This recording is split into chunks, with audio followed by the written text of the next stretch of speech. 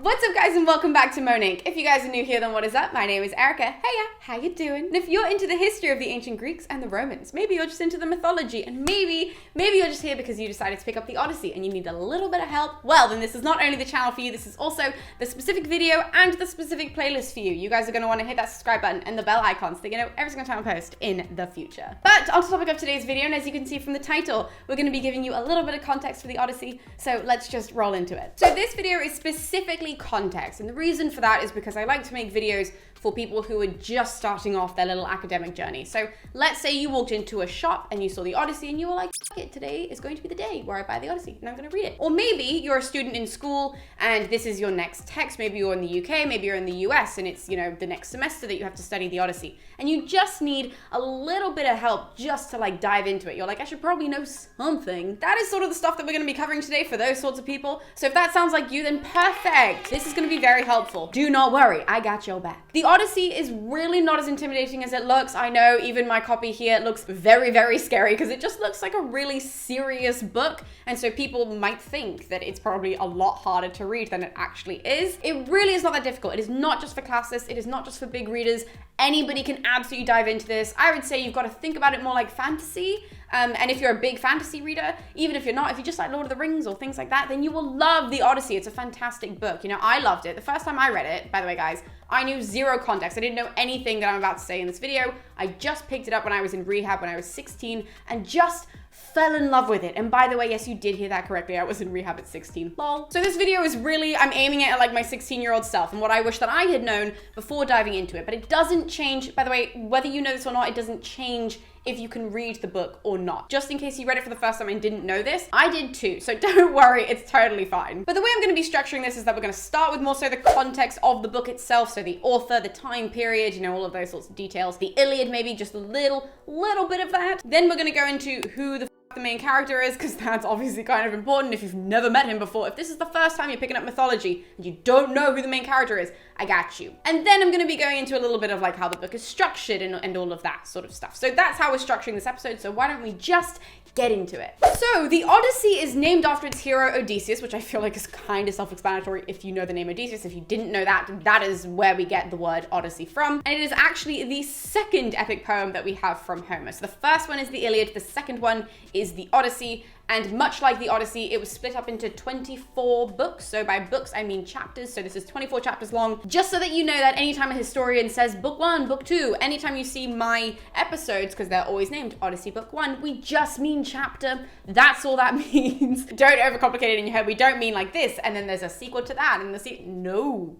Chapters. Important. Dating wise, this book dates back to the same time period as the Iliad. So it's around the 8th century BC. It is the 8th century BC. The dates in the middle of that, you would say around. So it's around 750. This one in particular is more so between 750 and 700. But in general, if you say anything between 800 and 700, you're pretty much correct. Like, we don't know the exact dating of when this story was first published, like in the way that Homer, I just hit my plant, but in the way that Homer wanted it to be published like this, we don't know the date of that. Unfortunately, they didn't write that down at the beginning of the book, much like all of our books do now, which is great. If you want to know more about Homer himself, though, I would advise watching my Iliad intro episode, because I kind of go into all of the academic theories about who the author was, whether he was one person, whether he was many, all of that sort of stuff. Just check out that video, because otherwise these videos will be exactly the same, and I don't really want to waste anybody's time, and I don't want to do that again, quite honestly. But also, much like its predecessor, the Odyssey was written to dactylic hexameter. So that sounds like a mouthful. I always have to pause and say that a bit slower because I will trip over it. But dactylic hexameter is oftentimes also just called Homeric meter.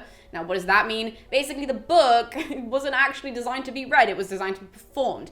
Who would it have been performed by? It would have been performed by a bard. Now, a bard is literally a guy who would memorize the story, and then he would show up to like an event or a party or whatever it was, and people would be like, hey, yo, dude, can you pick up your little lyre and can you sing Odyssey book 5, you know, whatever. And the guy was just like, yeah, sure, no problem. And then he would pick up his little lyre and he would play it, and then he would be like, la la la, and he would sing the Odyssey book 5 for the audience. That, by the way, was me playing the lyre. As you can tell, I've clearly never done it before. But you might be thinking, why is that important? Well, to understand that the book would have been sung, well, not really sung, I would say more so like spoken word is how I tend to describe it, because dactylic hexameter is, there's no other way to explain it apart from singing for you guys, unfortunately. So it's just like a da da da da da da da, long, short, short, long, short, short, long. Or sometimes can be long, short, short, long, long, long, short, short, long, long. So that is how it was done, basically. So it wasn't necessarily sung, it's more so spoken word because it's not quite rap. It was that sort of sweet spot in the middle. And that's important because most people would have heard the story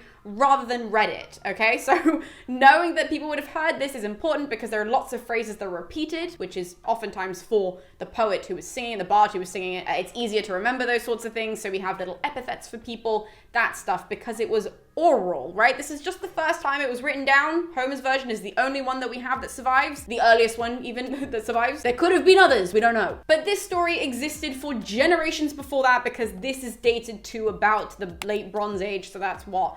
1200, 1100 BC. So this is ancient history to the guy that wrote it down. Just so that we all know. Where the Iliad detailed this really small portion of the Trojan War, like only a couple of weeks in the 9th year, not even the end of it, just this weird little snippet window of the Iliad, the Trojan War even. The Odyssey actually follows Odysseus, the war hero, his journey home to Ithaca from the far shores of Troy. Now, a fabulous question that you guys might be wondering is who the is Odysseus? That is a great question. I'm gonna answer that for you. So Odysseus is the king of the island Ithaca. This is where it is on a map in Greece. And by the way, this is just Troy for context, right? So he's going from there all the way down to his little island of Ithaca, which is basically farmland and nothing, essentially, is what Ithaca is. But he's the king of that place. He's also the son of Laertes, who was the previous king. He's the husband of Penelope, and he's the father of this guy called Telemachus or Telemachus. I have heard it pronounced both ways. Again, if you are Greek and you know how to correctly pronounce that, please leave it in the comments. I always pin Greek people's comments who are just like, by the way, this is how we say it in Greek. Love to pin your comments, leave it down there. Odysseus is best known as being the smartest of all the Greeks. In fact, his epithet in both the Iliad and the Odyssey is cunning, right? So that's how we know him.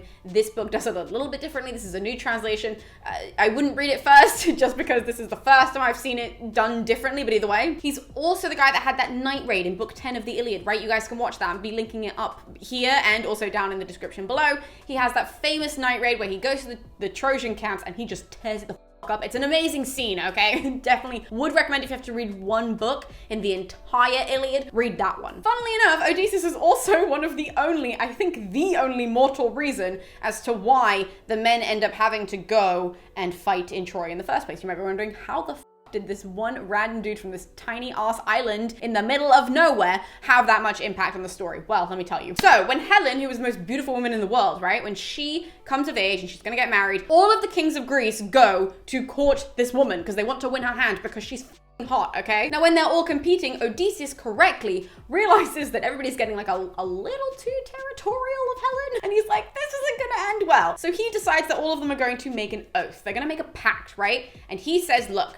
whoever wins Helen fair and square, we all need to promise that we individually are not going to go and abduct her from that guy because that is a genuine worry. So they all decide that this is a good idea, that they should do that because they all think they're gonna win, right? So they're just like, it's good that we agree that no one's gonna steal my future wife from me. Because the repercussion of that is that Odysseus says all the rest of us are going to gang together, we're gonna build a massive army and we're going to attack that one person who's abducted Helen. And everybody's kind of scared of that, so they all agree to this pact. Obviously, none of them, not a single person anticipates that there's gonna be a foreign king who's got no idea that this pact has been made, who's going to come and steal Helen, so then they all have to stick to their stupid oath and go across the sea and save her, right? But they didn't anticipate that. I'll give Odysseus that. Now, based on that story, you might be thinking, well, Odysseus clearly made that oath because he thought he was going to win Helen's hand and he didn't want anybody to come and attack him. And that is actually incorrect. So this is some fun little mythology that as Odysseus is on his way to go and court Helen, he actually ends up meeting Helen's cousin,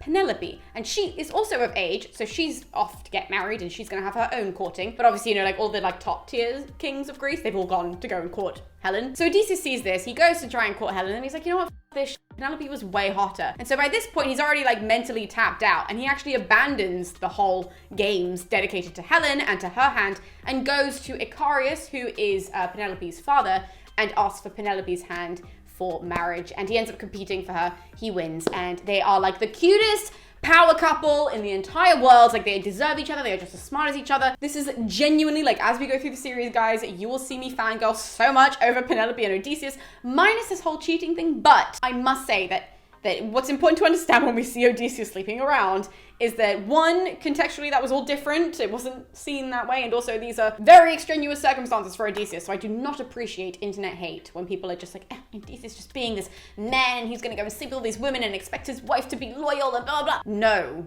We do not hate on Odysseus for this because the context in which he cheats is just wild. And it makes a fantastic story. So now, unfortunately for you guys, the Odyssey doesn't actually pick up like right off of the end of the Iliad, which you would hope for, right? You could just pick it up because it's the sequel. It's like fabulous. You read one, get a nice closed story, pick up the other, know exactly what's going on. Not true. Actually, where the Iliad leaves off, it's like that whole, Hector had been dragged around by Achilles for God knows how long, and then Priam goes to get him. He brings him back to Troy. He's allowed to bring him back to Troy in order to burn him and to bury him, and the Greeks do that with their men as well. They're dead men. They can burn them and honor them correctly. That's where the Iliad ends, and the Odyssey then picks up actually 10 years later. In that period, so much happens that doesn't survive from antiquity. So we've got the Amazons who ride into Troy to help the Trojans try and defeat the Greeks. Obviously it fails, but they try to do that, right? So Penthesilea gets killed by Achilles in this little interim. We then have the whole Trojan horse incident. We have Achilles being killed by Paris. We have,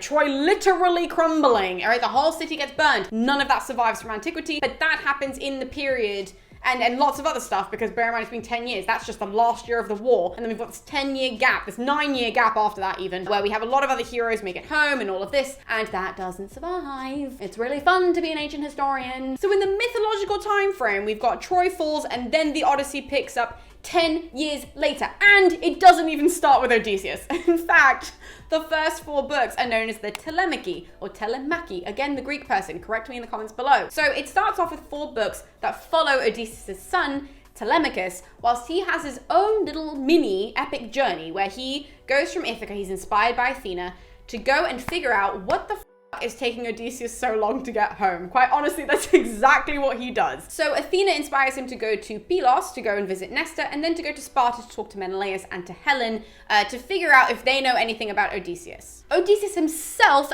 doesn't show up until book 5, and when we meet him in chapter 5, book 5, he is crying on the island of Ogygia, where he is held captive by the nymph Calypso. So this story is not told linearly. So although we start the story at the whole, 10 years after the Trojan War mark, we don't stay there. So actually, books 1 up until 9 tells the story linearly. So we get Telemachus, where he's in Ithaca, he does his whole little mini journey thing. We then cut to Odysseus, figure out how he gets off the island, how he ends up at this palace, where he ends up telling the story of how he got to Calypso's island. So books 9 to 13 are then flashback. So this is all then him telling in hindsight, I then did this, and my sailors did this, and everybody died at this point. That's what that is. And then from book 13, it's then linear again, picking up off of book 9. So basically the way the book is structured is that it's present, flashback, present. That's just kind of important, because otherwise in those middle books you're going to be like, I'm sorry, what the is going on? I thought he was just eating dinner. He is. He's just going to tell you a very long story in the middle of that. So the Odyssey is more of a story than the Iliad is, right? Because where the Iliad was very war heavy, very battle heavy, the Odyssey is absolutely not. In fact,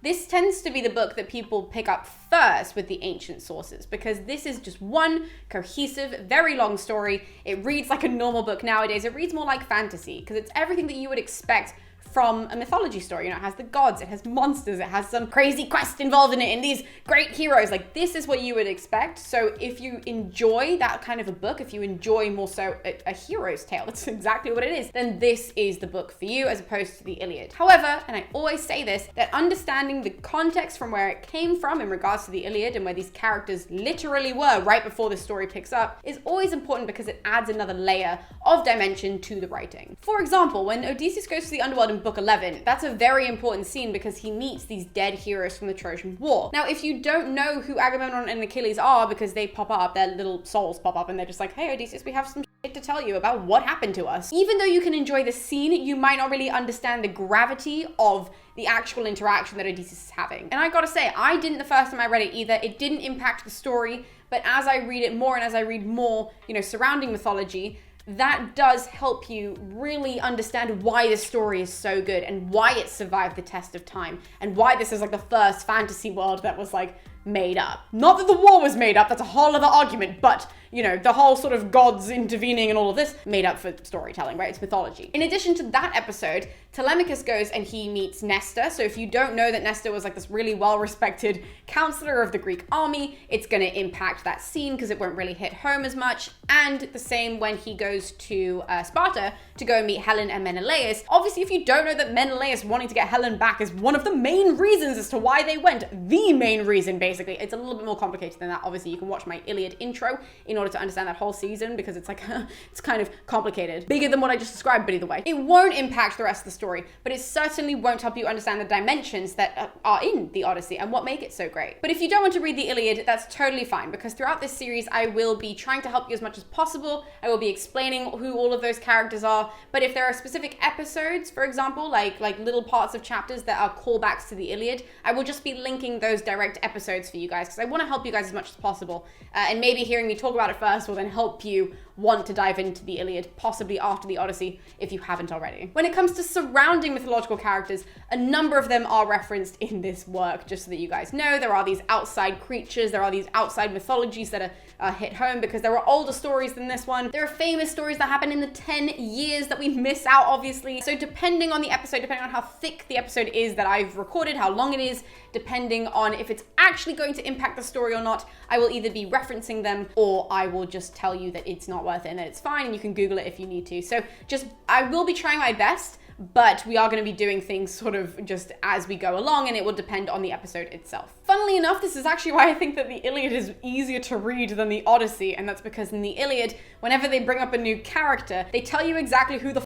they are and where they came from. So it's part of the whole narrative, whereas the Odyssey, it does require you to know a lot more of mythology, or at least be okay with reading it and be okay with not really knowing what they're referencing, and it's not going to impact the story once again, but you won't get that other dimension of understanding if you don't know it, whereas the Iliad doesn't have that, right? The Iliad is just, this is the story that we're focusing on, and this is the only thing that's important, and we're not going to reference anybody else. Like, I think at one point they referenced Clytemnestra, and they're just like, oh, wow, yeah, Clytemnestra, back home in Mycenae. That's the only one that you kind of need to know outside of this, and the rest of it, you need to know that little portion before the war, and that's really it. Whereas this is a lot of shit going on. But it's fantastic. It is a really good story, and I'm so excited that you guys want to come on this journey with me, and Odysseus, because he will be taking a very long boat ride home. So we can wrap this video up now, and this is really all of the stuff that I think you guys should know. This, again, is all the stuff that I wish I had known when I read it for the first time in rehab, totally by myself and isolated. I literally did not have internet access. Everything that wasn't on the pages of this book, I had no way of knowing until I got out of there, and so